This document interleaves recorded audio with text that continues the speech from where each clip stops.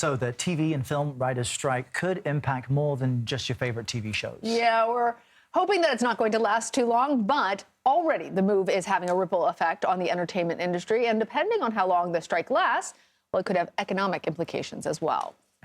Alissa Wilkinson joins us now. She is a senior culture reporter and critic at Vox. Alissa, writers aren't working, shows aren't being produced, which means the money isn't coming in.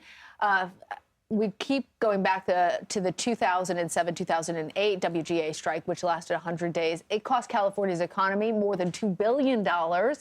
Tell us, what kind of economic impact is this expected to have?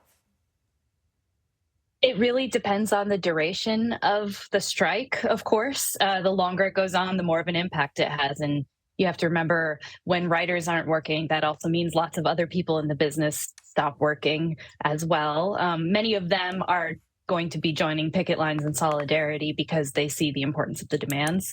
But the longer it lasts, the bigger the impact. And that's kind of the question that's at hand, right? The impact at present has often been that writers are getting paid less. So they're also thinking about the economic impact on their own ability to pay their bills. And what concerns me about this is that the issues that are central here are existential for writers. It's their entire career and livelihood, the ability to profit from streaming platforms when they write a successful product. I mean, these don't seem easy to fix. What's the, Alana laid out the billions it cost last time. What is the impact on the local economy of California or even Georgia, states that really do take a lot of receipts from these productions?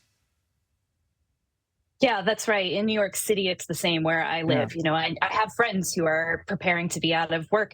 I mean, I don't have specific numbers, but I can say that one thing that's true is that the writers are thinking ahead to economic impact as well, right? Mm-hmm. Because they've seen their ability to earn go down. They're also seeing the existential threat of AI, which threatens to cut them out of the business entirely. Yeah. And so the large question here is, can people pay their bills?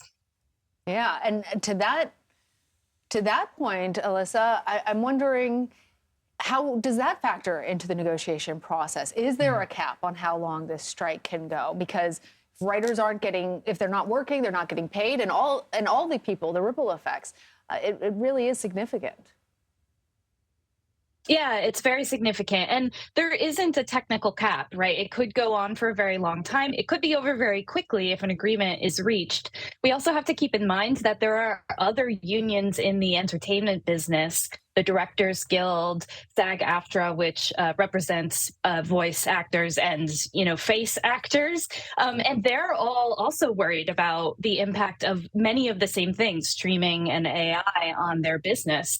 And their contract is up at the end of June. So if an agreement isn't reached, we could see more activity happening with labor, trying to interact with the studios and figure out whether this will be a business. I think that people who aren't independently wealthy or don't have that kind of safety net are able to enter and have a voice and tell their stories. Yeah, the last strike opened the door for reality television because it was cheap. You didn't need writers. Right. Who knows what this could... But we do need writers. We definitely do. Alissa Wilkinson, thanks for joining us today, walking us through this. We appreciate it.